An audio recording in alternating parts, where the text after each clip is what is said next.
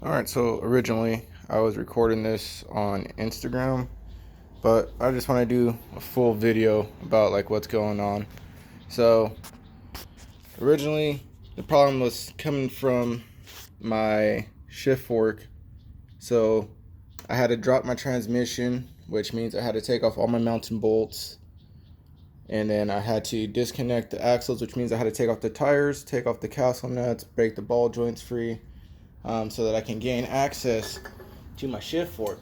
And then as I got access to my shift fork, I noticed that my balance release lever shot straight through my shift fork. So I had to replace both of those parts. So I replaced both of those, and then I mounted everything back up and got all my wires reconnected.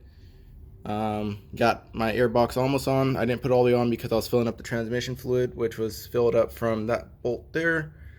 In this car, I only used genuine Honda products, so I used genuine Honda fluids.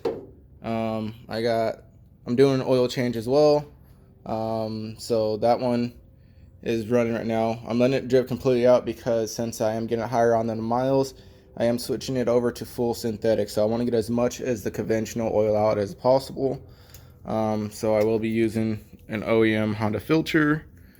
And I got the crushed washer because this should always be replaced whenever you do an oil change. I know a lot of people are like, oh, it doesn't matter or anything like that. I personally always change it once I change my oil. It's just that simple. It's a 75-cent piece, so I don't mind changing it. So now we got more draining out.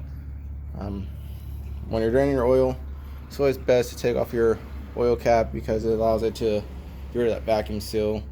And then I like to clean up everything, so I took my drain bolt, got that cleaned up.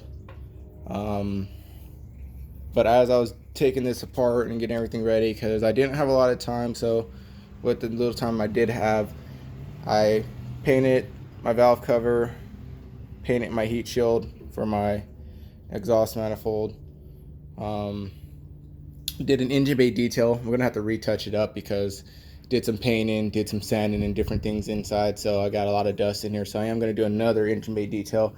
Shouldn't be as bad as the first time I did it because now it's a lot cleaner. This is just surface settlements and stuff like that. So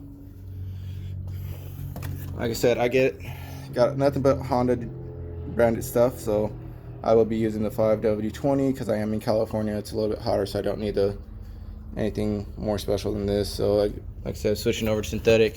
Another thing that I'm waiting on is my clutch line, because this is an S2000 clutch master cylinder with a roller blade spacer, so that can actually fit through my firewall. But I need the clutch line because I did just upgrade it to a K-tune slave cylinder, which uses a male fitting, so I need a female clutch line for this. I have one of those, but I have to pick that up. So again, still not gonna be able to get started yet. But I'm just doing all the steps and maintenance to get it to where it needs to be. So, like I said, I'm draining the oil right now.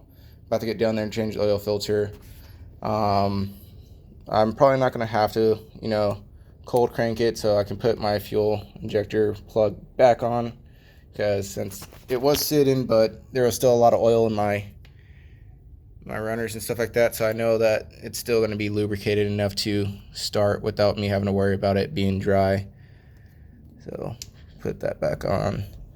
I'm gonna finish putting the airbox on, and I'll be taking off this support bar because I don't need it anymore. It was just a convenient spot to have my light on when I was working on it last night, but I'm not gonna be needing that anymore, so I can take that off,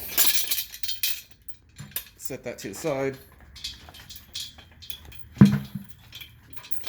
and then put my airbox on, and then just freaking finish up with doing the oil to put the filter on. But I'm going to prime the filter. So basically, you don't want to put these on with no oil in it because then you're not going to get an accurate oil inside your thing, because when you start running it, this is going to start filling up with oil, and then you're going to need to put more in there. So hey bro, it's almost time to go. So when you're priming these, you just want to take some of your oil, put it on the seal and also fill it up some.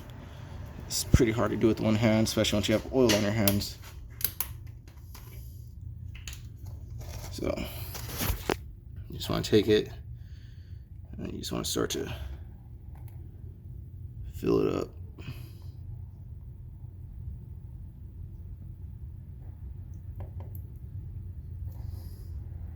And then you're going to see that it's going to start filling up that filter with good oil.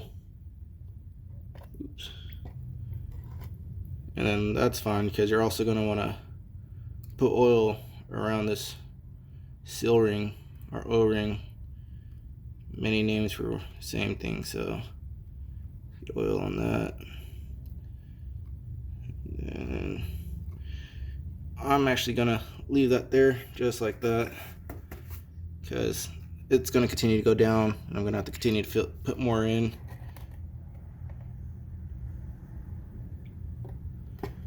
And then that should be good for now. Like I said, I just wanted to make sure that the filter is at least moist. Don't want to get it too full, because this filter does sit sideways.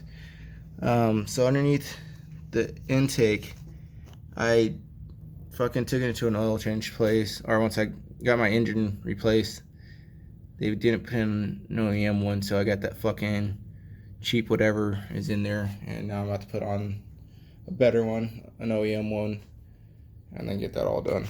So that's all it is for right now. You can catch a lot of the stuff that I did. I have videos that once I had the transmission open and out on my Instagram. That'll be in the description. So see you next time.